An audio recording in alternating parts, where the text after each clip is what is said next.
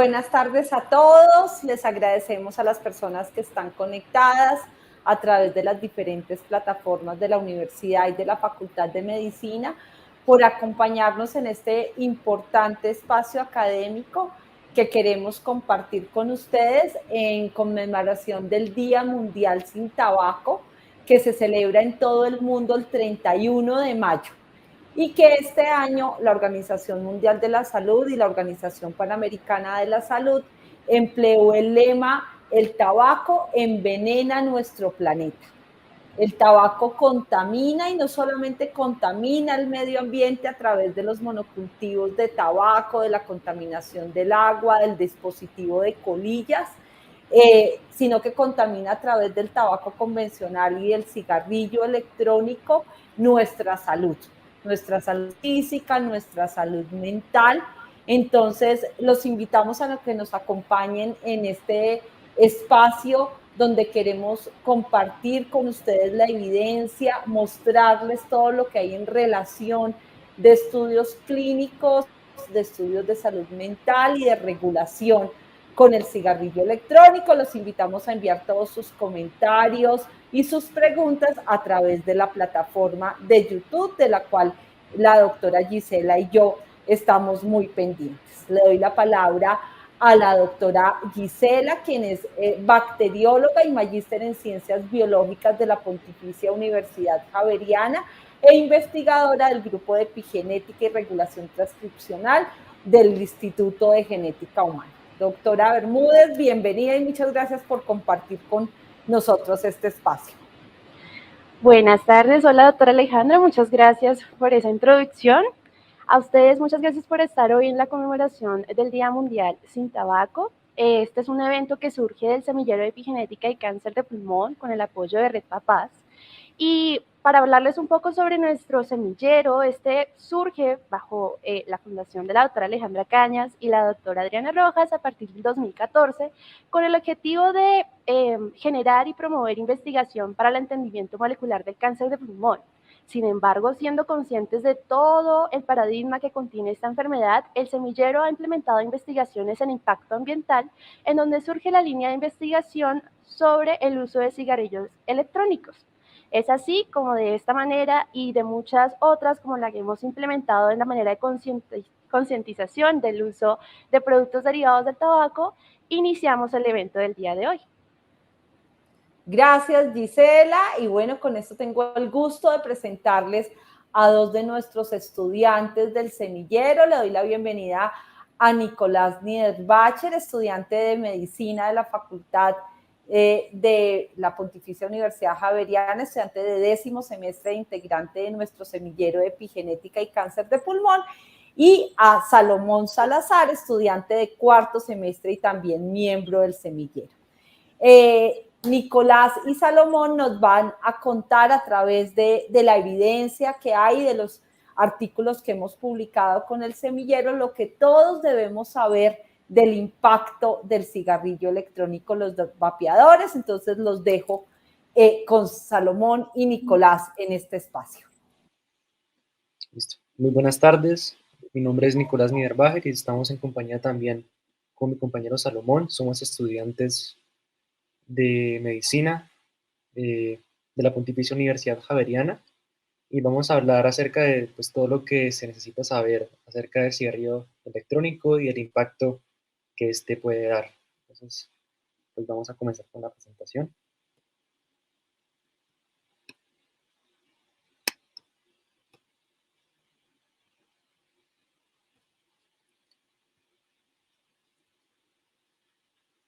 Listo. Le doy la palabra a mi compañero Salomón. Gracias, Nicolás. Bueno, muy buenos días para todos. Entonces, vamos a dar un panorama general de lo que debemos saber sobre los peligros de vapear. Y la siguiente, por favor. Y pues el primer elemento es que todos tengamos claros qué son los CEAN y los SSN. Entonces, de forma general, antes de definir específicamente estos dos dispositivos, son dispositivos que utilizan soluciones líquidas para evaporarlas y generar un aerosol que es, por supuesto, inhalado por el usuario. Dentro de este grupo muy grande se dividen en dos grupos también grandes, que son los CEAN, que son los sistemas electrónicos de administración de nicotina, que en inglés se encuentran como ENDS o Electronic Nicotine Delivery Systems, o los que no contienen nicotina, que son los SSN, que son sistemas electrónicos sin suministro de nicotina, o NNDS, Electronic Non-Nicotine Delivery Systems en inglés, por si lo ven en la literatura. Y a partir de estos dos grupos se dividen en subgrupos mucho más pequeños, más que todo en función de las marcas que los producen. Entonces de ahí es que vienen los llamados vapeadores, cigarrillos electrónicos, Juuls, que es una marca muy popular que los produce, POTS, entre otros, y todos se enmarcan ya sea en el marco del océano o en el marco de los SSN. Y acá cabe anotar una primera cosa, y es que podemos ver que los nombres y las categorías y las zonas como se denominan son muy variadas, lo que hace que la terminología cambie bastante y pues genera muchas limitaciones a nivel de investigación y a nivel de regulación, que pues va a ser un tema del que vamos a hablar durante todo el evento. Entonces, la siguiente, por favor. Listo. Entonces, como vimos, los SEDAN son los que contienen nicotina y los SSN son los que no. Y de forma general, el listado de productos que contienen estos dispositivos suelen ser nicotina, cuando son SEDAN, un humectante y sabores, que a lo largo de la charla vamos a ver por qué los sabores son tan importantes y tienen un componente que influencia bastante en el consumo de los SEDAN y los SSN. Sin embargo, adicional a esto, en la literatura se ha reportado otros tipos de sustancias, como pueden ser toxinas, partículas ultrafinas e incluso carcinógenos, que muchas veces no están reportados en la información de contenido de estos dispositivos, lo cual es bastante grave. Y además, entre SEDAN y SSN, uno muchas veces puede hacer encuestas y estudios en los que pregunta si la persona consume con o sin nicotina, y muchos suelen decir que sin nicotina, pero el problema es que en 2015 se encontró en Estados Unidos que el 99% de los productos vendidos en ese país contenían nicotina, así lo dijeran o no, lo cual es una prevalencia bastante alta e indica un problema primero de regulación y también un problema de información, porque la presencia de la nicotina puede tener unos efectos neurobiológicos muy importantes en el desarrollo de los adolescentes y de las personas en general, pero sobre todo el desarrollo adolescente, del cerebro adolescente, perdón, que está en desarrollo. La siguiente, por favor. Listo, hablando un poquito de epidemiología, primero vamos a empezar con datos de Estados Unidos, que pues es donde hay más información, porque pues llegó antes y por todas las condiciones de allá, que llegó de China a Estados Unidos en el año 2006 y desde 2010 se encontraron múltiples marcas de estos dispositivos en el mercado. O sea, en 4 años ya el mercado se aumentó muchísimo para que incluso en el 2011 se decidieran incluir el consumo de estos dispositivos en la National Youth Tobacco Survey, que es una encuesta en Estados Unidos bastante importante que informa datos epidemiológicos al respecto todos los años. Desde 2015, en esta misma encuesta se reportó que era el producto que con más frecuencia se usaban jóvenes, e incluso la prevalencia de consumo ha ido oscilando bastante, pero en algunas situaciones había logrado una disminución, pero cada vez está en aumento. También es importante notar que en 2018 se reportó que el 43% de los estudiantes de último grado del bachillerato los habían probado.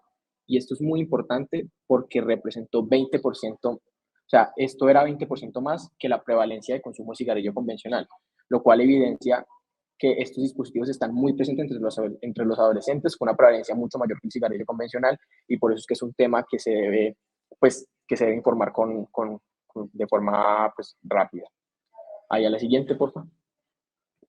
Y entonces la pregunta es, en Colombia, ¿qué datos hay? Entonces, el tercer estudio epidemiológico andino sobre consumo de drogas, que fue hecho por la Oficina de las Naciones Unidas contra la Droga y el Delito en 2016, reportó que el 16.1% de los universitarios había usado estos dispositivos alguna vez en la vida.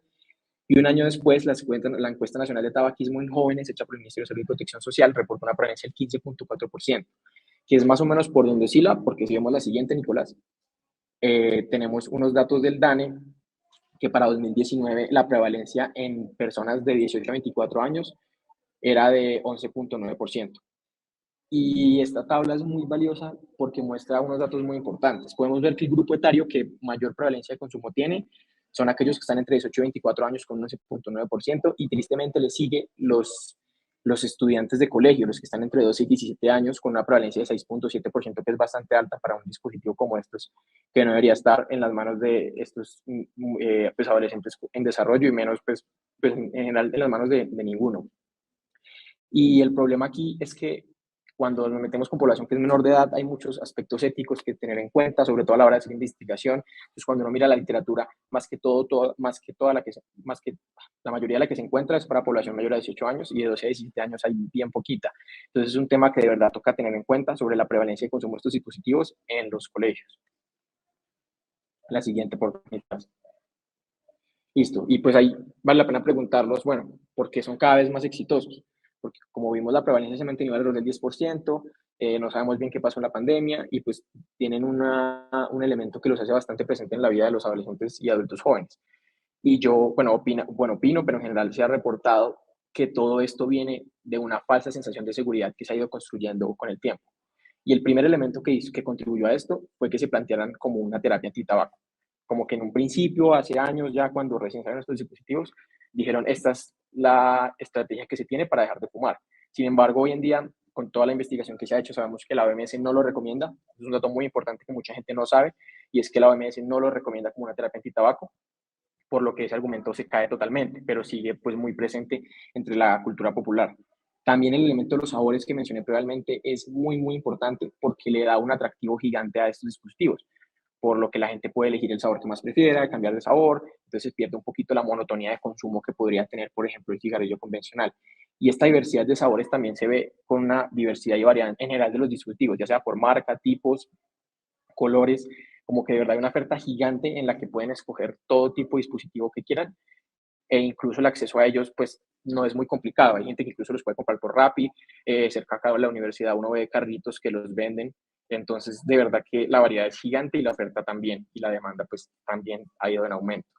También otro elemento importante es la coleccionabilidad, y esto va muy de la mano con lo que mencioné previamente de la variedad de los dispositivos, porque uno pensando un dispositivo de estos, un cigarrillo electrónico, tiene mucho más valor, ya sea monetario, ya sea sentimental, ya sea material, que un cigarrillo convencional. Por lo que uno cuando compra un dispositivo de estos, primero es más costoso que un solo cigarrillo, y también por lo que pues puede darle para múltiples vapeadas. Entonces, por ejemplo, si una persona está vapeando y le dicen deténgase, pues simplemente lo puede guardar y no lo va a botar tan fácilmente porque dice, no, yo pagué un dinero para esto, me quedan 10 vapeadas, pues no lo va a botar. En cambio, un cigarrillo tiene un concepto un poquito más deleterio en el que pues simplemente se apaga o se bota. También es muy importante el componente social que está alrededor de este consumo, sobre todo porque se ve mucho en las reuniones sociales jóvenes, en las fiestas, en los encuentros, y es de verdad que un elemento de interacción en el que se pregunta que si trajiste el tuyo, que cuál sabor tienes, que cuál compraste. Y eso es muy interesante y vale la pena también comentar respecto a la pandemia, porque ese componente social se evidenció en la pandemia porque muchos estudios reportaron que durante este periodo, sobre todo en las cuarentenas, hubo una disminución del consumo. Y si podemos decir que este consumo se da en los ambientes sociales, pues también hay algo mal, porque aparte del componente neurológico que puede generar adicción, también hay un componente que media las interacciones sociales de las personas por medio de sus dispositivos, y que es algo que hay que cambiar. Y por último, que su uso es mucho más fácil o mucho menos notorio que el cigarrillo convencional, entonces es muy común que las personas lo usen simplemente cuando están aburridas. Un argumento común durante la pandemia en estudios que reportaron al revés de una disminución, un aumento en el consumo, que simplemente había más tiempo para aburrirse, entonces más tiempo para consumir, y también es más fácil de consumir en espacios cerrados, porque el humo no es tan denso, por decirlo de alguna manera, y se evapora mucho más fácil. Pues la siguiente.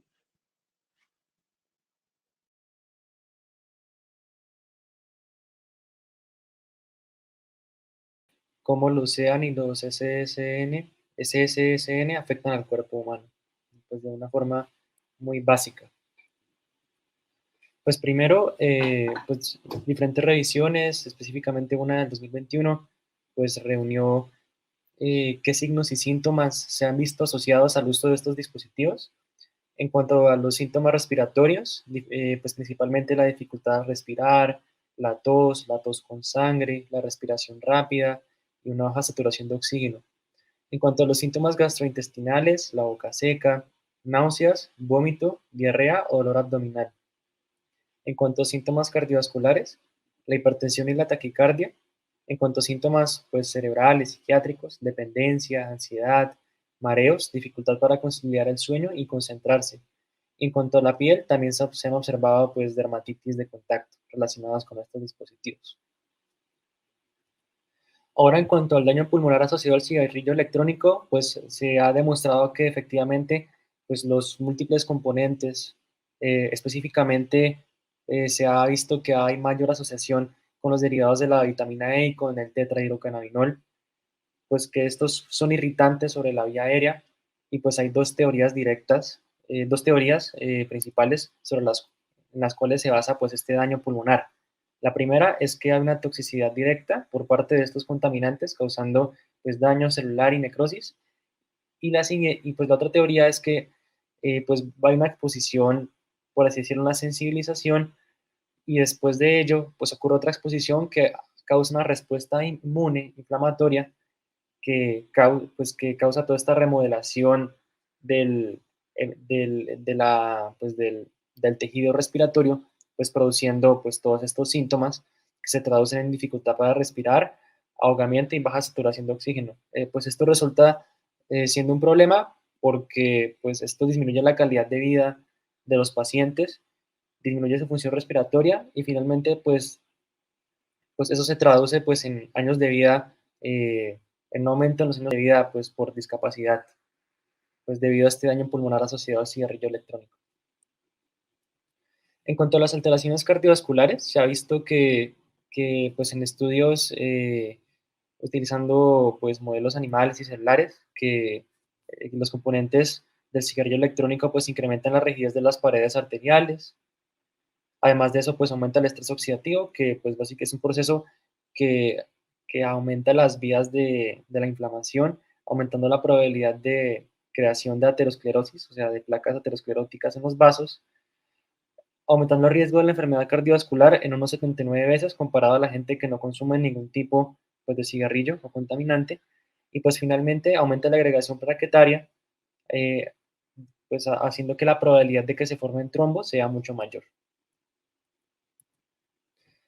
En cuanto a los cigarrillos electrónicos, el cáncer es importante determinar que para que haya una verdadera, pues se estima una verdadera asociación, un verdadero riesgo de generar cáncer, aún falta pues el paso de los años para que efectivamente se puedan realizar, se puedan evaluar pues los efectos a largo plazo de estos contaminantes que están dentro de los cigarrillos electrónicos. Sin embargo, pues dentro de los modelos también celulares eh, y animales, se ha evidenciado que estos compuestos que están dentro de los cigarrillos electrónicos, por así decirlo, promueven la formación de procesos que están involucrados dentro de la oncogénesis, tales como la inflamación, la disminución de la muerte celular, la inestabilidad del ADN, la evasión de la respuesta inmune por parte de estas células que hiperproliferan y pueden formar tumores, y finalmente pues promueve también procesos que están relacionados con la metástasis. Eso quiere decir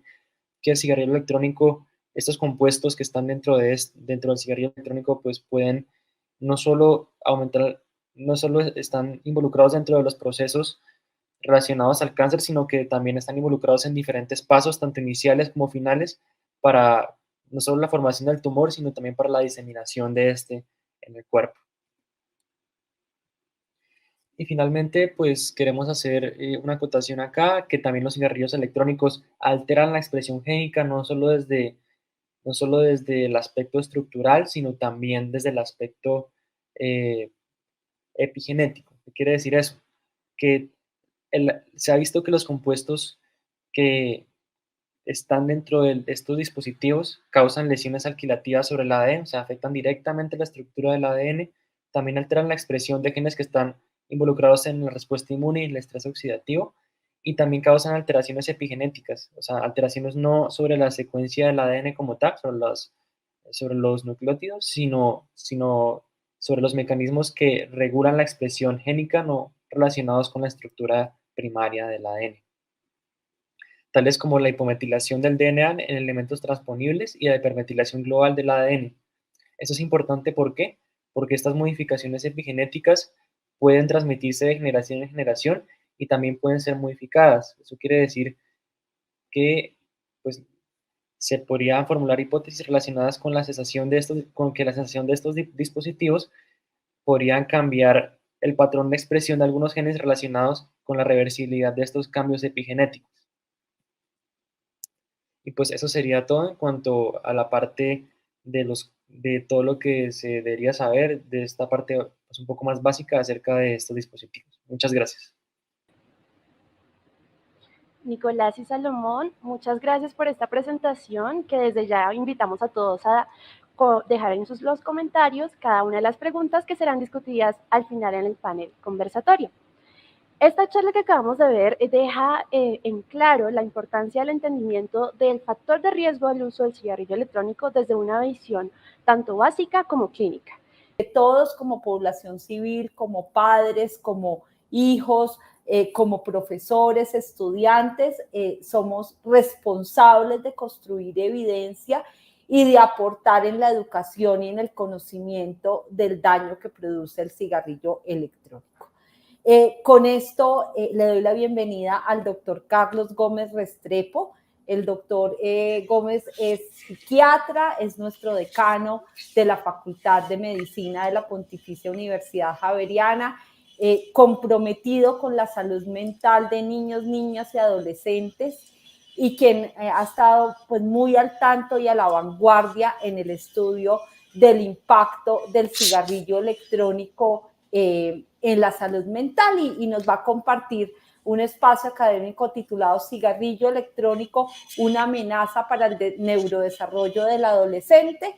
Adelante, doctor Gómez, y de nuevo muchas gracias por acompañarnos. Bueno, muchas gracias por la invitación, doctora Alejandra, muy amable por todo el liderazgo que has tenido en este sentido y todo lo que hemos hecho en materia de las dificultades que tiene el cigarrillo electrónico para con la salud.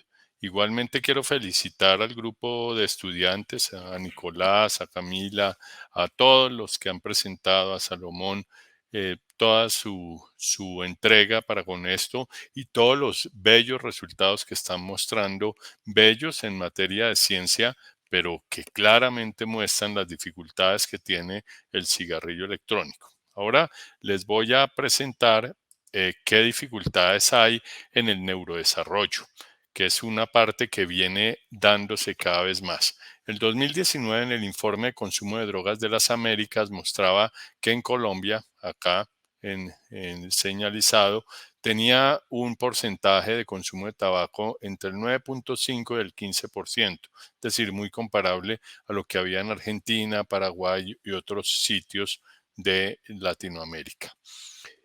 El cigarrillo electrónico poco se estaba midiendo y poco se ha medido. En el 2016, acá cigarrillo electrónico, en este mismo informe, muestra cómo ya se viene incrementando y cómo se viene incrementando a partir del 8º grado, 10º grado y 12º grado y cómo viene subiendo. Esto, el 2015 y 16, digamos, dieron, digamos, la pauta de lo que hay y cómo esto venía tomándole ventaja al cigarrillo convencional y cómo pocos países en América Latina y el Caribe monitoreaban la utilización de cigarrillo electrónico. Esto es uno de los primeros temas que tenemos que hablar, cómo se está monitoreando el cigarrillo electrónico en Colombia y qué tanto vale la pena monitorearlo o no epidemiológicamente para tomar determinaciones al respecto. Acá está el cigarrillo electrónico, introducido en el 2003, un dispositivo que produce un aerosol, ya fue explicado claramente por Salomón y por Nicolás todo esto, y cómo este sistema vapea o da un vapor inhalado que entra al pulmón y que entran varios solventes, entre esos el propinilglicol, la nicotina u otros químicos que ya ahora miraremos, que no todos ellos son no complicados para la salud. En el año 2017 mostraba acá el vapeo en total el 16%, esto ha aumentado y alrededor de la pandemia se conoce que estos datos han aumentado. Algunos datos preliminares muestran que básicamente alrededor del 30% de los estudiantes de colegio han probado alguna vez el vapeador. La nicotina que produce un vapeador es mucho más alto que el cigarrillo convencional. Esto es la primera gran falacia que hay, que es pensar que el cigarrillo electrónico no introduce prácticamente casi nada de nicotina ni de ninguna otra sustancia que produzca problemas, y lo que se está viendo y se viene viendo son todas las dificultades que emanan de este uso. Si bien el cigarrillo convencional produce, digamos, de 1.5 a 2%, que esto es miligramos por mililitro, miren cómo algunos cigarrillos electrónicos en el 2015 ya llegaban hasta el 3%, luego el famoso Juul que hubo, el 5%, y luego algunos el 7%, y unos de los nuevos que tienen sistemas de vapeo bien interesantes. El cigarrillo convencional y el cigarrillo electrónico han sido comparados y claramente los estudios con cigarrillo electrónico han analizado cómo los niveles de cotina, que es el metabolito activo de la nicotina en saliva, es bastante más alto en el cigarrillo electrónico comparado con el cigarrillo normal, es decir, 322 a 113. Esto muestra claramente cómo la cantidad de nicotina que entra al organismo es mucho mayor y no solo de nicotina, sino de todos los solventes y de todas las sustancias que van adentro del organismo con el vapeo. En una revisión sistemática de la literatura sobre cigarrillo electrónico, el vapeo y los problemas mentales, la comorbilidad mental, mostró unas cosas bien interesantes. Este es año 2021, que es cuando ha venido ya desarrollándose todo lo que hemos venido viendo desde el 2021 alrededor de todo lo que tiene que ver con neurodesarrollo y con problemas mentales. Se ha asociado que el vapeo tiene un incremento mayor o los vapeadores con problemas que denominamos internalizados. Estos son depresión, suicidio y trastornos de la alimentación y cada vez más hay algunos datos alrededor de ansiedad y problemas externalizados como lo son el déficit de atención, los trastornos de conducta, impulsividad y estrés percibido. O sea, el vapeo se asocia a aquellos que vapean más con trastornos mentales. ¿Qué es primero, el huevo o la gallina? No importa. Lo que es claro es que se autoalimentan ambos mucho y que probablemente en muchos casos el vapeo sea lo que suscita los trastornos mentales. Acá tenemos un estudio del Journal de Fisiología Humana del 2020 en que muestra cómo el cigarrillo electrónico y la nicotina producen daños a nivel pulmonar y cerebral. Ya hemos visto, y Alejandra Cañas, digamos, es una experta en este tema del pulmón, cómo el vapeo y la nicotina inhalada a través del vapeador incide sobre problemas pulmonares, problemas a nivel del bronquíolo, alvéolo y lo que estaba comentando Camila hace un rato alrededor de la genética de las células. Y esto es bien importante porque muestra cómo no es inocuo y también cómo esta nicotina que consumimos actúa sobre el cerebro. Este es un cerebro y actúa predominantemente sobre un área que es el área ventromedial, en esta sigla BTA, que incide sobre el núcleo accumbens. Toda esta vía es una vía que da placer, que da sensación de gusto y que está alimentada por un neurotransmisor llamado dopamina, pero también esto influye a la final sobre el GABA y sobre el glutamato, que son otros neurotransmisores. ¿Qué se ha visto? El impacto del vapeo sobre la isquemia cerebral. Esto es algo muy importante y este artículo recientemente publicado, el 2022, muestra lo que se conoce ahora alrededor de la isquemia cerebral. ¿Qué significa isquemia? Es que se lleva menos sangre y menos oxígeno al cerebro y cuando hay eso hay posibilidad de una isquemia y producir un infarto. Acá tenemos una gráfica de lo que muestra el vapeo que da, como vimos, mucha más nicotina que el cigarrillo normal y cómo esta nicotina aumentada en el cerebro lleva a disminuir la perfusión, es decir, la forma de llevar sangre y oxígeno al tejido cerebral que, como conocemos, no se restaura tan fácil y que cuando se produce un accidente isquémico o una trombosis, el tejido cerebral no se recupera.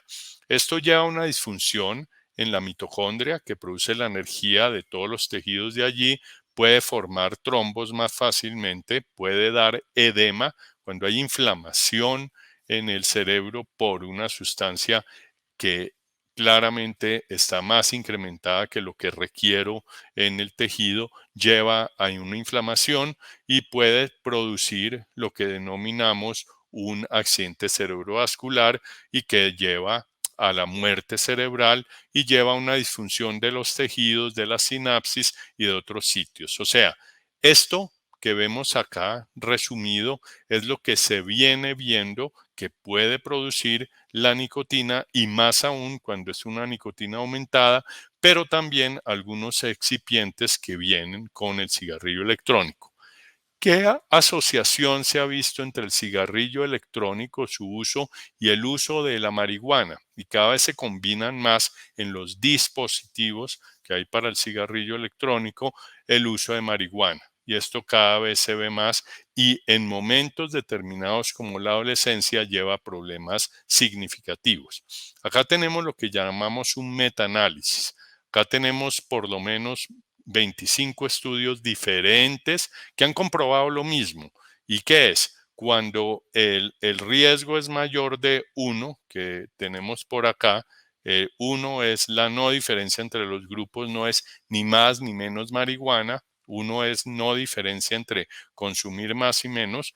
A partir de 2, 3, 4 es que se consume más marihuana. Muestra básicamente en 23 estudios, menos los 2 que hay acá, que en todos los casos incrementa el consumo de marihuana el uso de cigarrillo electrónico. Y esto es bien interesante porque como que predisponga o como que está muy asociado entre eso. Y esto lleva a que el riesgo de consumir más marihuana y esto en aquellos que consumen cigarrillo adolescentes es 3,5 veces más. O sea, el riesgo es bastante significativo, y conocemos también cómo la marihuana, que son estudios recientes, en el uso en un periodo del neurodesarrollo en que estamos más vulnerables, lleva claramente a dificultades que se quedan a largo plazo y el cerebro no se repara. Acá está toda la neurobiología del adolescente y cómo es diferente en el adolescente que el adulto, y hay muchos estudios que muestran cómo todo esto lleva, el vapeo y todo esto, a disminuir la excitabilidad de algunas células en comparación con los adultos, y con ello a sentirse un poquito más deprimido o en ocasiones más ansioso u otros. Acá tenemos los efectos de la nicotina en adolescentes, las 2 primeras, y en adultos. Adolescentes, vemos acá con sales de nicotina y con nicotina, y en adultos, y vemos que en todos los casos el efecto que se tiene sobre la corteza prefrontal es mucho mayor en los adolescentes que en los adultos. Noten acá adolescentes adultos, adolescentes adultos, adolescentes adultos. O sea, en todos los casos, la nicotina en un cerebro que se está formando tiene un mucho mayor efecto, y sobre sitios muy importantes como la corteza prefrontal, ayuda en todo lo que tiene que ver con el pensamiento y la inhibición de la impulsividad, todo lo que tiene que ver con la amígdala, comportamientos de diverso tipo impulsivos, y también el núcleo accumbens, en donde hay gran reforzamiento hacia el consumo de sustancias. Hay un artículo nuevo también del 2020 que habla sobre la neurotoxicidad de los cigarrillos electrónicos. Voy a traerles algunos resúmenes, un resumen acá que es traído de este artículo, en que muestra cómo al vapear yo ingiero nanopartículas, o sea, partículas muy pequeñas, más allá de la nicotina, ingiero radicales libres, ingiero metales pesados que se han relacionado a largo plazo también con problemas de cognición y de memoria graves. Ingiero nicotina, ingiero el propinelglicol, ingiero químicos de diversos sabores que se usan claramente para atraer el mayor consumo de estos. Y todo esto lleva, se ha visto en conclusión en el cerebro, a tener problemas en la homeostasis, o sea, el equilibrio del sistema de calcio, que ayuda en la transmisión, a cambios epigenéticos que ya Camila nos explicaba, al igual que Alejandra, a tener problemas en la autofagia, es decir, a consumir las cosas que no están bien en el cerebro. Se puede desbalancear esto, que es necesario mantener limpio, es como la parte que limpia el cerebro. Igualmente hay problemas en la neurotransmisión, hay disfunción mitocondrial que lleva a que la energía se produzca diferentemente y probablemente repercuta a diferentes niveles de cognición y a diferentes niveles de memoria, etcétera. Hay inflamación que puede llevar a infartos y todo esto, y hay un estrés oxidativo. Es decir, el consumo del vapeador, de todo lo que hay con cigarrillo electrónico, no es inocuo para el cerebro. Y el cerebro conocemos que no se recupera tan fácil. Acá hay otro artículo del 2021 reciente que muestra los mecanismos neuronales y moleculares debajo de la exposición a nicotina y los trastornos de ansiedad y de depresión. En resumen, acá hay un cerebro y este es el núcleo accumbens que tiende a reforzar y muestra cómo el consumo a largo plazo de nicotina en el núcleo accumbens lleva a que algunos biomarcadores que están acá, el RK12, el AKT, el GSK3 y la dopamina, se disminuya la dopamina y incrementen todos estos neuromarcadores que se han visto asociados a las personas que tienen depresión, a las personas que tienen ansiedad y en algunos casos esta ERK se ha relacionado con el suicidio. También hay algunos disturbios en los receptores que habitualmente tenemos a nivel de las neuronas y que las neuronas del cerebro tienden a dispararse más. Claro, si yo la estimulo, se dispara más, pero uno debe tener una cierta modalidad de disparo. Cuando se incrementa mucho puede dar las dificultades que están acá a mano izquierda. Igualmente, a nivel del lóbulo prefrontal, adelante del cerebro, y del núcleo o de la región ventromedial, área ventromedial, se ha medido una hiperactividad y una disregulación de las neuronas piramidales del cerebro y igualmente una hiperactividad de todas las neuronas dopaminérgicas. Esto lleva, si uno trota mucho y muy rápido, a un cansancio que puede llevar a un agotamiento de estas neuronas y a producir depresión o a producir diferentes cosas. Es decir, en resumidas tenemos que el cigarrillo electrónico, además de los problemas pulmonares y cardíacos que ya hay unos problemas cerebrales bastante graves que llevan a problemas mentales y a problemas cerebrales neurológicos como tal.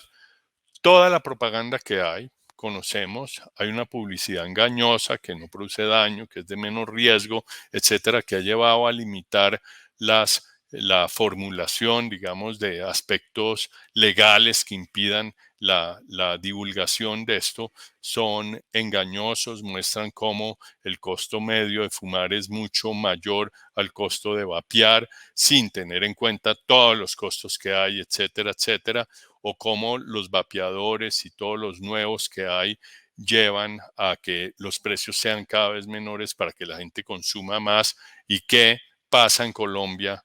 ¿Qué pasa en Colombia alrededor de lo que tenemos que hacer con esto? Los ciudadanos y la sociedad tenemos que mostrar y presentar estos datos, presentar datos de evidencia que pueden llevar a cambiar un poco la modalidad y las políticas que existen al respecto. Muchas gracias, doctora Alejandra, por esta gran invitación y quiero felicitar al grupo, al semillero de investigación, a estos jóvenes investigadores que creo que están haciendo cosas maravillosas. Muchas gracias, doctor Carlos Gómez, por esta charla que llama la atención sobre el impacto no solamente del uso de cigarrillos a nivel respiratorio, sino también llama la atención hacia otros tipos de sistemas como lo es a nivel neurológico. Asociado a este impacto y que principalmente destaca la población adolescente, el próximo invitado a nuestra conferencia va de la mano con la asociación o su experiencia de regulación del tabaco en esta población. Él es el doctor Andrés Vélez, es abogado de la Pontificia Universidad Javeriana, magíster en Derecho de la Universidad de Columbia y actualmente socio de la firma EduLegal. Doctor Andrés Vélez. Quiero agradecer de manera muy especial a la Universidad Javeriana por esta invitación a participar en este evento. Quiero hoy hablar de un tema que es particularmente sensible para todas las personas que están dedicadas al cuidado y a la protección de la niñez y la adolescencia. Tiene que ver con los cigarrillos electrónicos, que son hoy en día la nueva epidemia que padece la adolescencia y la juventud. Quisiera recordar que la epidemia del tabaquismo ha causado la muerte de la mitad de las personas que consumen este producto, que cada año mueren en el mundo alrededor de 8 millones de personas, de las cuales al menos 1.200.000 personas son fumadores de segunda mano. Adicionalmente, más del 80% de los consumidores de estos productos se encuentran en países de ingresos medios y bajos, donde la carga de morbimortalidad es más alta. Por este motivo, y considerando los gravísimos efectos que trae el tabaco, que ha tenido el tabaco sobre la salud de la población en el mundo, hubo en 2003 un intento por revertir esta tendencia que ha dejado un número significativo de muertes. Se trata del Convenio Marco de Control de Tabaco. Este es un instrumento de protección de derechos humanos que incorpora medidas basadas en la mejor evidencia científica para controlar específicamente, para evitar el nuevo consumo de productos de tabaco y, por otra parte, trabajar en medidas efectivas para la cesación del consumo existente. Ese convenio marco fue adoptado en el marco de la Organización Mundial de la Salud el 21 de mayo de 2003.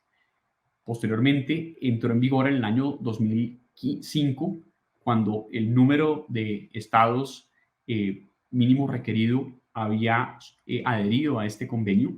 Colombia, por su parte, lo incorporó en su legislación en el año 2006 con la ley 1109. Luego adhirió finalmente a este instrumento el 9 de julio de 2008. Desde ese momento, Colombia adquirió una serie de obligaciones internacionales directamente orientadas a establecer medidas de control de tabaco. En cumplimiento de esas obligaciones que adquirió en el año 2008, Colombia expidió la Ley de Control de Tabaco, que es la Ley 1335, el 21 de julio de 2009, con el propósito de cumplir esas obligaciones adquiridas y lograr cambios específicos que se ven en la prohibición de la publicidad, de la promoción y el patrocinio de productos de tabaco. En segundo lugar, el establecimiento de sellos de advertencia sanitaria que indican o le informan a las personas las enfermedades o las afectaciones que pueden padecer si consumen estos productos. Esas advertencias sanitarias son muy efectivas, sobre todo para evitar que haya nuevos consumidores de esos productos. Asimismo, otra de las medidas de control de tabaco fue lograr espacios libres de humo. Esto es un cambio absolutamente importante, porque hasta hace no mucho tiempo muchísimos espacios sociales, familiares, estaban repletos de humo de tabaco, y gracias en particular a la conciencia que se fue generando acerca del daño gravísimo que causa el tabaco y de estas medidas, fue posible sacar el humo de tabaco y llevar a los consumidores a usar sus productos en otros lugares. Sin embargo, a pesar estas medidas de control de tabaco han sido particularmente buenas, es decir, se trata de una de las medidas de salud pública más efectivas que se han tomado, inclusive en la historia de Colombia. Aquí yo quisiera hacer referencia a este gráfico que describe una tendencia que es importante resaltar, y es el consumo de cigarrillo. Esta gráfica es tomada del estudio de consumo de sustancias psicoactivas en población entre los 12 y los 65 años y muestra un decrecimiento gradual en el número de personas que han consumido productos, cigarrillos, en los últimos 30 días a la realización de la encuesta. Este comportamiento, esta disminución en el consumo de tabaco es sin duda uno de los grandes logros de los que nos debemos sentir orgullosos. Asimismo, da cuenta de unas medidas efectivas que tenemos que tener muy presentes, porque en este momento, a pesar de lo útiles que han sido las medidas de salud pública, de lo efectivas que han demostrado ser, estamos frente a una nueva amenaza. Y aquí quisiera compartir con ustedes algunas imágenes de cómo se ve esa nueva amenaza. En la mano de esta persona aparecen 3 productos, de los cuales uno es un producto de tabaco calentado y los demás son cigarrillos electrónicos, y en la otra aparecen una multiplicidad de cigarrillos electrónicos. Quisiera concentrarme en hablar primero de los productos de tabaco calentado. Como se ha referido antes, los productos de tabaco calentado consisten en un dispositivo calentador que calienta específicamente un producto que es muy parecido a un cigarrillo. Contiene el tabaco picado, está en unos pequeños tubos y se calienta a una temperatura que es inferior a la combustión, a la temperatura que se alcanza para lograr la combustión, y que al calentar este producto permite generar un aerosol que es aspirado y luego exhalado por la persona que consume este producto. Ese producto se ha vendido como un producto de riesgo reducido y no es así. Incluso la FDA en los Estados Unidos ha hablado que se trata de un producto de riesgo modificado, porque se trata de un riesgo específico asociado al consumo de una cantidad de sustancias que tienen probadamente efectos negativos sobre la salud humana. Por otro lado, quisiera mencionar que los cigarrillos electrónicos son una multiplicidad de productos. En ese orden de ideas, quisiera resaltar particularmente que están compuestos por una solución de glicol de propileno, glicerina vegetal, nicotina en la mayoría de los casos, incluso muchos de los que dicen no tener nicotina, contienen nicotina, y saborizantes. Esa solución es calentada también por un dispositivo calentador que utiliza unas baterías eléctricas específicas y permite que se caliente esa solución, sea inhalada y el aerosol sea liberado, y también tiene efectos negativos sobre la salud. Esos son en general los 2 grandes productos entre los que estamos. Y quisiera en este momento advertir cuáles deben ser las medidas para hacer frente en particular a los cigarrillos electrónicos, entendiendo que los productos de tabaco calentado están amparados específicamente por el Convenio Marco de Control de Tabaco. Y al respecto, vemos que la Conferencia de las Partes del Convenio Marco de Control de Tabaco, que es el órgano oficial, el intérprete autorizado del Convenio Marco, de este instrumento internacional de protección de derechos humanos, ha establecido 4 medidas específicas. Por una parte está la prohibición de la venta y consumo de estos productos, que es una alternativa regulatoria que han tomado algunos países, como es el caso de Brasil o de México. Está también establecer una regulación idéntica a la de los productos de tabaco, que es una línea en la que se viene esforzando Colombia desde hace un tiempo sin haber logrado todavía un resultado efectivo. Está también la regulación como productos medicinales, que es una alternativa que ha explorado Australia. Está también la regulación como productos de consumo. Frente a esta última alternativa, es necesario anotar, marcar un asterisco en que las medidas que los regulen como productos de consumo nunca pueden ser menos estrictas que las de los productos de tabaco. Es decir, no podemos valernos de esta alternativa regulatoria para permitir promoción, publicidad, patrocinio o medidas más laxas que en últimas lo que hagan es normalizar el consumo de estos productos. Entonces, esas son las vías regulatorias que ha considerado la Conferencia de las Partes y las ha expresado de manera enfática a los estados para que atiendan y respondan de forma adecuada ante esta nueva amenaza a la salud pública. Porque si bien se lograron los resultados importantes en el control de tabaco, hoy estamos frente a una nueva amenaza y no podemos estar rezagados. Con eso en mente, quisiera yo hacer una anotación, y es que en Colombia actualmente contamos con la Ley 1335 de 2009 que establece controles sobre los productos de tabaco. Ahora, esa ley habla específicamente de productos de tabaco y sus derivados. Existe en el ámbito jurídico una discusión sobre qué comprende esa expresión de productos de tabaco y sus derivados. Algunas organizaciones de la sociedad civil, dentro de las cuales se encuentra Red Papás, reconoce que esa expresión abarca productos de tabaco calentado y los demás que contiene nicotina debido a que la nicotina es un derivado del tabaco. Entonces, a partir de una interpretación textual de la norma, se considera que lo dispuesto en la ley 375 en este momento le debe aplicar no solo a los cigarrillos convencionales, sino a los productos de tabaco calentado, y deberían ser no solo en el caso del famoso producto de Philip Morris que se vende en Colombia, no solo los hits, como sucede ahora, que llevan las advertencias sanitarias y se les hace efectiva la prohibición de publicidad y promoción, sino también al dispositivo calentador que es el IQOS. Y asimismo a todos los sistemas electrónicos de administración de nicotina. Ahí los únicos que se quedarían por fuera en este momento serían los sistemas similares sin nicotina. Por otra parte, el Ministerio de Salud y Protección Social tiene una postura diferente. El Ministerio considera que la expresión productos de tabaco y sus derivados no comprende los cigarrillos electrónicos y que por tanto se requiere de una ley que específicamente diga que las medidas de control se deben aplicar sobre estos productos. Y también, por otro lado, es necesario decir que en relación con los productos de tabaco calentado, existe claridad de que las disposiciones y control de tabaco les aplican, pero han abierto una puerta para que no sean aplicables estas disposiciones a los dispositivos calentadores.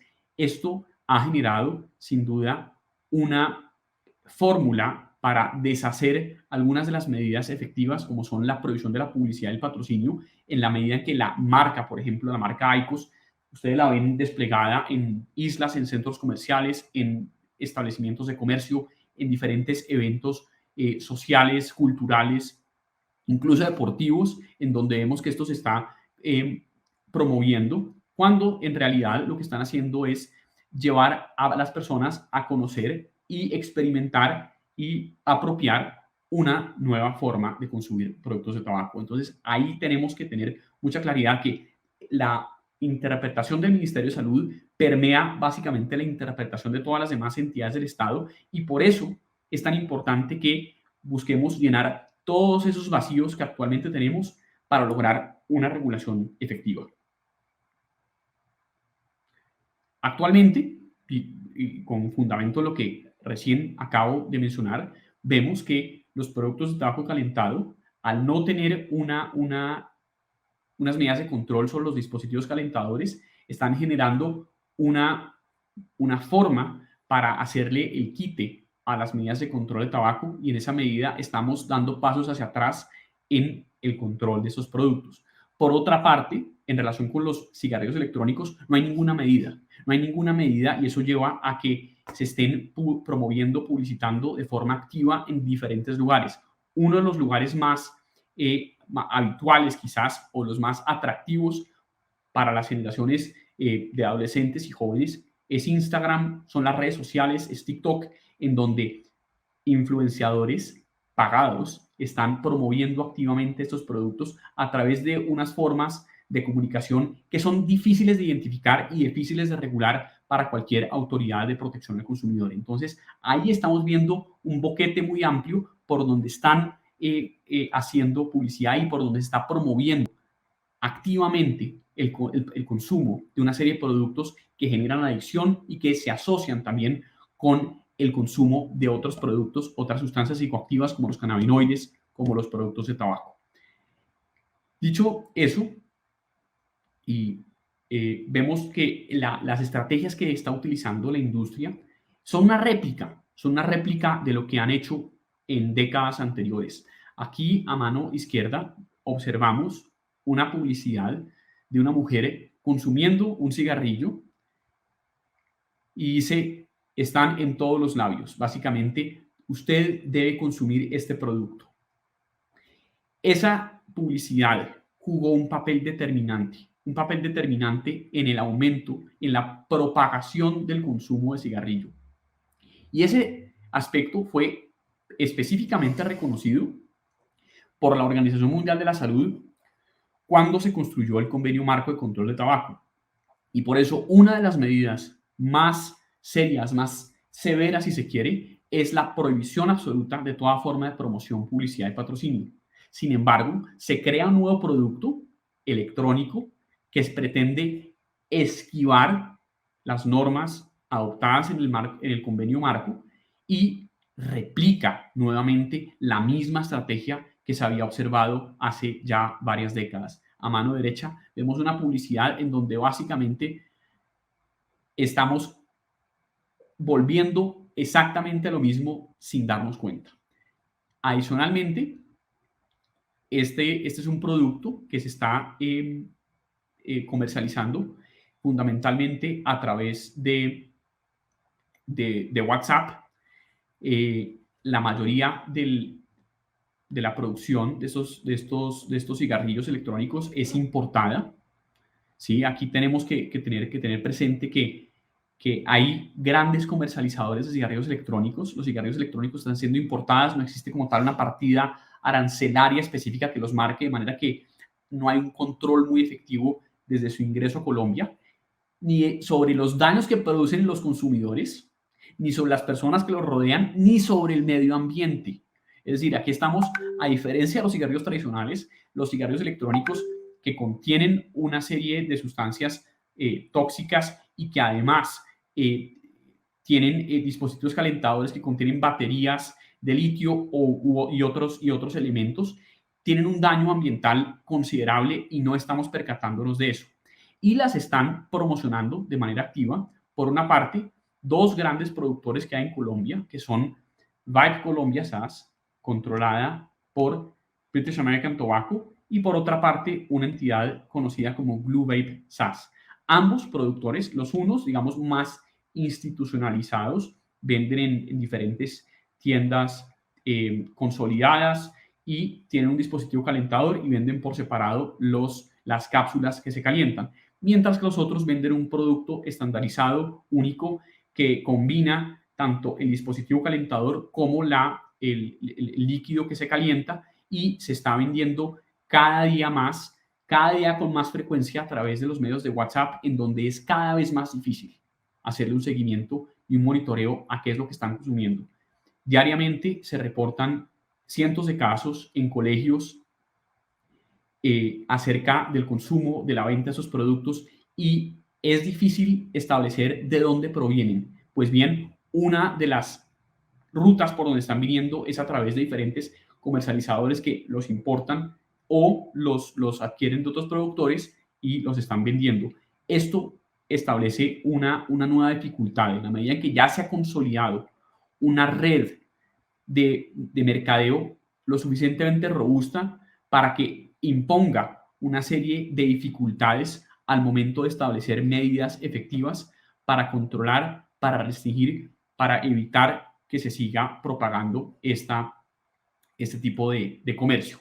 Desde Red Papás ha habido un esfuerzo relevante por contrarrestar estas ventas a través de sistemas electrónicos. Actualmente, Red Papás impulsa una acción en contra de Rappi por la venta de sustancias psicoactivas. La superintendencia impuso una multa de 1.245 salarios mínimos legales mensuales vigentes a Rappi. Rappi ha apelado esa decisión y estamos pendientes de lo que decida la segunda instancia. Sin embargo, ese es un caso importante que puede sentar algunas de las bases que nos servirán para seguir trabajando hacia un esquema que permita una protección más adecuada de los niños y adolescentes, sobre todo en el comercio electrónico. Entonces, con eso en mente, es importante que Colombia avance hacia la adopción de instrumentos, hacia la adopción de normas específicas que logren evitar el nuevo consumo y hacer frente al consumo existente de estos productos. Desde Red Papás hemos solicitado al Ministerio de Salud y Protección Social que, así como ha tenido una línea protectora en estos temas, congruente con todo lo que ha establecido la Organización Mundial de la Salud, asimismo tenga la voluntad política para liderar un esfuerzo, para liderar un proyecto de ley que específicamente extienda las actuales medidas de control de tabaco a estos nuevos dispositivos. Si no existe una norma que obligue al cumplimiento de esas disposiciones, seguiremos rezagados en materia de control de cigarrillos electrónicos. Muchas gracias. Doctor Vélez, muchas gracias. Nos muestra un panorama, pues desde una orilla que uno a veces de médico, de científico no tiene muy clara, pero que claramente pues son políticas de salud pública que si logramos adoptar, pues van a impactar enormemente. Y esto nosotros al interior del semillero hemos denominado el cigarrillo electrónico como un caballo de Troya. Se nos fue metiendo, se nos metió subrepticiamente sin que todos podamos como identificar el daño que produce. Yo invito al doctor Vélez a que se quede, no se alcanzan a imaginar la cantidad de preguntas y comentarios que hay en el chat, al doctor Gómez, a Camila, a Salomón, a Nicolás y a Gisela, para un compartir y empiezo con una reflexión para dar paso a la primera pregunta y es, si nos miramos aquí entre los cuadritos todos, estamos diferentes generaciones, diferentes áreas del conocimiento, diferentes entidades. Aprovecho para agradecerle a Red Papás todo el trabajo que ha venido haciendo desde la sociedad civil y nosotros desde la academia, desde el hospital, desde el semillero de investigación, trabajando por un tema, por el bien común, ¿sí? Y por el bien de la comunidad y en especial de nuestros niños, niñas y adolescentes en el mensaje que nos da Red Papás. Y empiezo por una primera pregunta que hay en el chat que hace Daniel González y es en relación, ¿qué nos hace falta investigar y qué más evidencia le hace falta? Por ejemplo, voy a dirigirle la pregunta al doctor Vélez para luego mirar qué otros comentarios hay. Nosotros desde la academia, ¿qué evidencia debemos construir para convencer al Senado, a quien legisla y a la misma OMS de poder introducir esto en el convenio marco contra el tabaco? Sí, muchísimas gracias. Voy a ser muy puntual porque ese tema no lo mencioné ahorita y es la mayoría de esos productos se están vendiendo con el argumento falso de que son productos de riesgo reducido. ¿Sí? Creo que es importante que desde la academia se desvirtúe por completo esa declaración, que no se construya una afirmación carente de sustento, que no tenga, no sé, un estudio longitudinal que la soporte. Creemos que la academia es clave en desestimar todas las mentiras que se vienen construyendo, el riesgo reducido que facilita la cesación del consumo de tabaco. Son dos que se me vienen a la cabeza. Y también creo que es importantísimo que cada día que se va conociendo más evidencia acerca de los daños que produce a la salud, se reporte y se alerte. Creo que en la medida en que cada día tengamos más un repertorio mucho más amplio, podemos promover la adopción de políticas mucho más protectoras. No sé si alguien más tenga algún comentario al respecto. Doctor Gómez, adelante. Gracias, Alejandra. Yo creo que ante la pregunta de qué más falta por hacer, yo siento que hay suficiente evidencia hoy en día para mostrar lo que pregunta el doctor Vélez, en el sentido que hay una publicidad engañosa o una forma engañosa de ir, que claramente los daños, ya hay suficiente evidencia. Yo reviso esta temática cada tanto tiempo y es de manera exponencial, digamos, lo que está incrementándose ya los daños que vienen produciéndose. O sea, esto ya hay suficiente evidencia. Creo que toca hacer muchos más eventos como estos para mostrar, manifestarnos mucho más claramente todos los que estamos sufriendo por esto y lo que va a sufrir el sistema de salud por esto, que creo yo que haría algo bueno. Algo igualmente que voy a proponerle a Andrés y a mí y a Laura es que volvamos a grabar nuestra conferencia para que quede, digamos, las conferencias mejor en la web, para que tengan, porque que queden así como hubo ahorita esas dificultades técnicas, creo que no es bueno, y que podemos grabarlas ahora de nuevo para poner todas las grabaciones en conjunto que puedan ser vistas de una manera clara y para que ayuden realmente a que los ciudadanos, que somos todos nosotros, tengamos una información confiable y seamos también quienes exijamos cosas a nivel gubernamental. A mí, por lo menos como salubrista, me parece increíble que todavía estemos en como estábamos hace unos años cuando hicimos el primer simposio con Alejandra de esto, sin ningún cambio, ninguna variación, digamos, de nada, pues que no podemos hacer nada, que estamos maniatados viendo cómo hay una dificultad enorme y que ahora, digamos, hay una evidencia mucho más clara del grupo de Alejandra y Camila y todo el grupo alrededor de los problemas que puede haber en genéticos alrededor de esto, que creo que pueden ayudar aún mucho más a una decisión más clara y a que tomen una posición. Gracias, doctor Gómez. De acuerdo con el doctor Gómez y el doctor Andrés, realmente existe entre las poblaciones una falsa sensación de seguridad hacia el uso de estos dispositivos y la manera de abordar esa problemática es comunicar precisamente esos hallazgos de investigación básica que usualmente en nuestro lenguaje científico, digamos que solemos discutir, pero hay que dar el paso hacia la divulgación científica. Y asimismo podemos seguir con la siguiente pregunta, en la cual María Alejandra Izquierdo nos pregunta: ¿cuáles consideran que son los mayores obstáculos a la investigación de este tema? Vamos a dirigirle esta pregunta a Camila.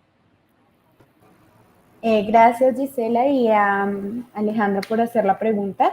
Digamos que uno de los retos que nosotros evidenciamos en cuanto a la investigación básica de este tema, y creo que es un factor común que se vieron alrededor de todas las presentaciones, es que existe una diversidad de los dispositivos, una diversidad en sus formas, tamaños, presentaciones y compuestos.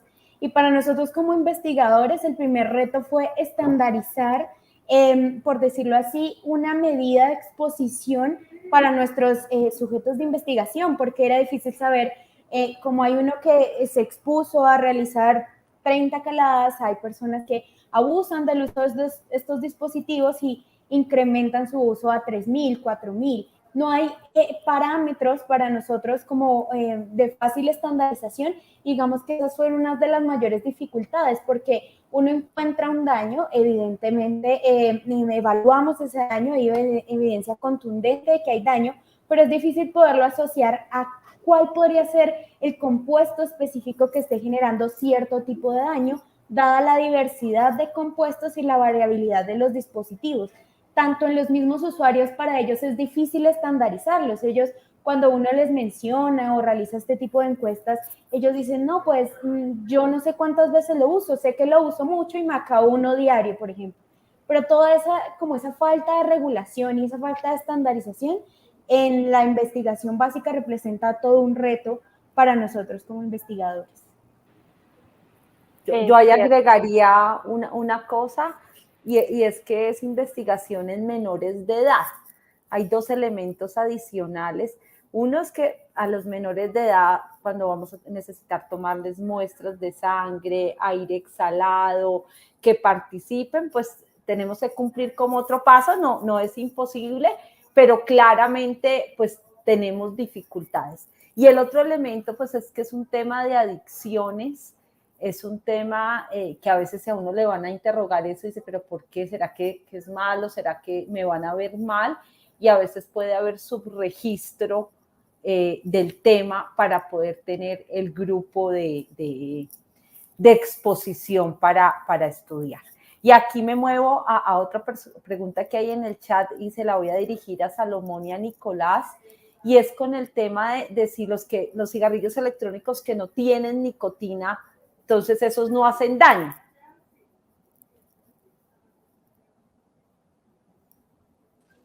Pues si quieres yo puedo empezar, Nicolás.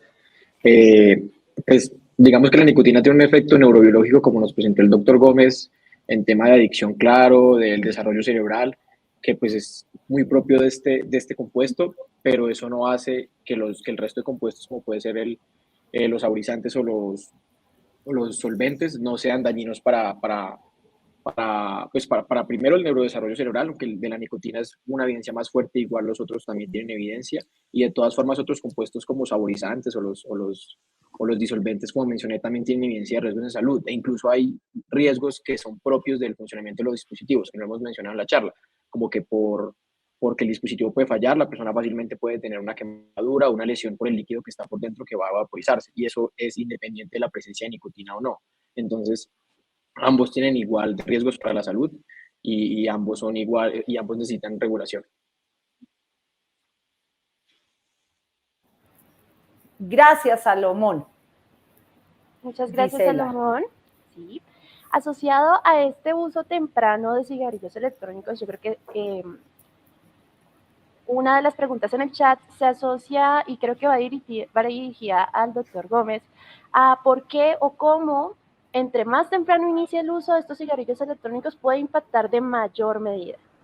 Doctor Gómez. Bueno, eso es muy importante, es algo que no se había descrito antes, que tiene que ver con todo lo que hay en el neurodesarrollo, en el sentido que cuando uno consume sustancias tóxicas, como son todas estas, como comentaba Salomón ahora, básicamente se ingieren una cantidad de sustancias que son tóxicas para el cerebro, y cuando hay un órgano en formación o en neurodesarrollo permanente, como es hasta la adolescencia, esas sustancias son mucho más tóxicas que en las personas de mayor edad en que ya se formó, digamos. Entonces, esas noxas, esos problemas que surgen con la cantidad de sustancias que hay, que además de lo que hablamos, hay metales pesados, hay radicales libres, el propinilglicol y todos los químicos que se están usando llevan a tener dificultades enormes sobre esto. Y como están ustedes mostrándolo ya con análisis genéticos, tendería a perpetuarse, porque esto que están viendo en algunas células probablemente son hechas también en otras células.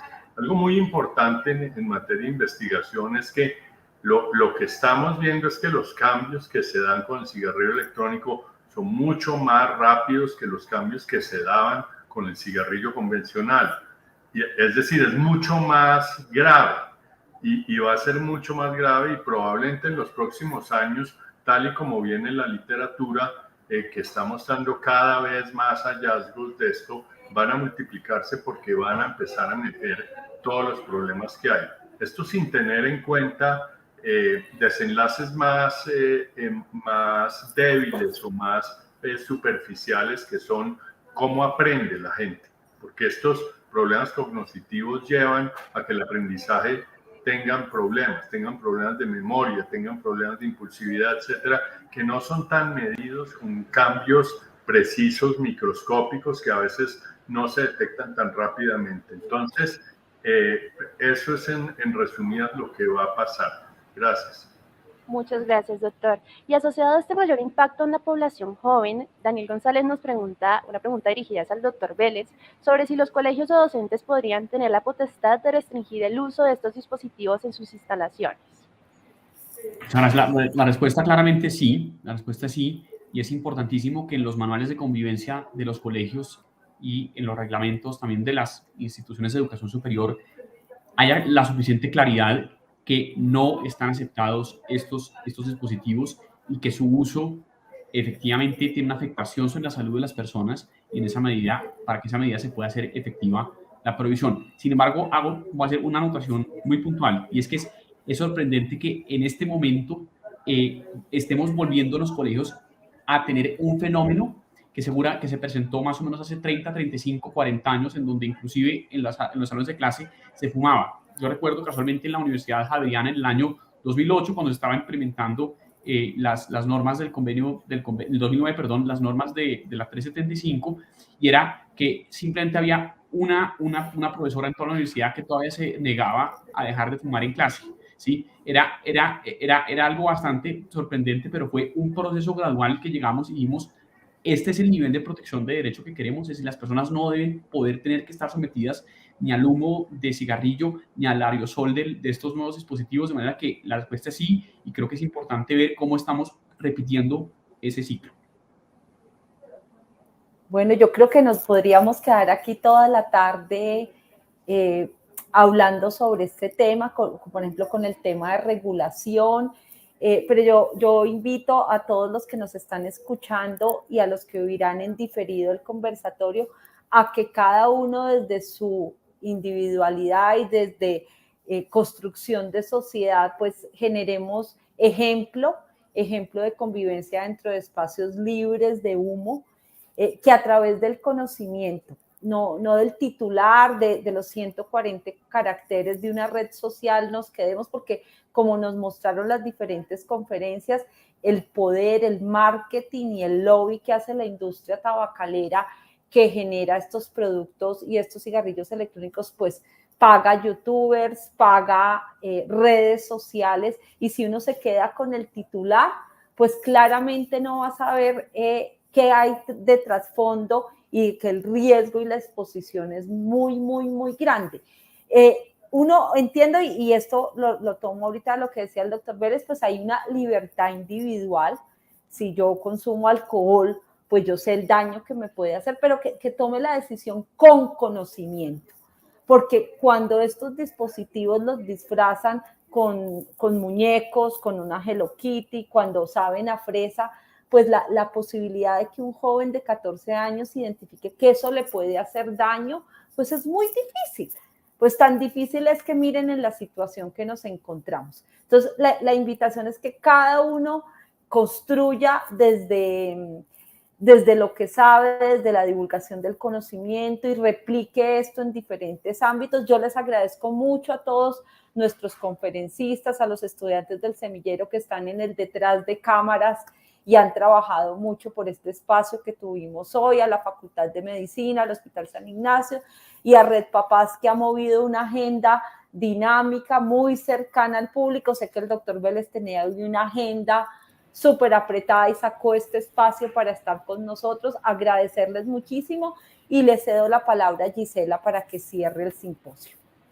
Muchas gracias, doctora Alejandra. Me uno a las palabras de agradecimientos por lograr este tipo de eventos en un día en el que hay que recordar cada uno de estos efectos del tabaco y de productos asociados como los cigarrillos electrónicos. Para finalizar, les quiero leer un mensaje de la doctora Adriana Rojas, que junto a la doctora Alejandra Cañas hacen posible cada uno de estos proyectos y eventos en la divulgación científica. La doctora Adriana Rojas se excusa por su ausencia, actualmente está como profesora invitada a la Universidad de Córdoba de España, y cito sus palabras: agradezco a todos los conferencistas que participan en esta iniciativa. Cualquier esfuerzo que se haga desde la academia suma para crear conciencia a una temática que está afectando a nuestros jóvenes, y por ello informar y educar es tan importante.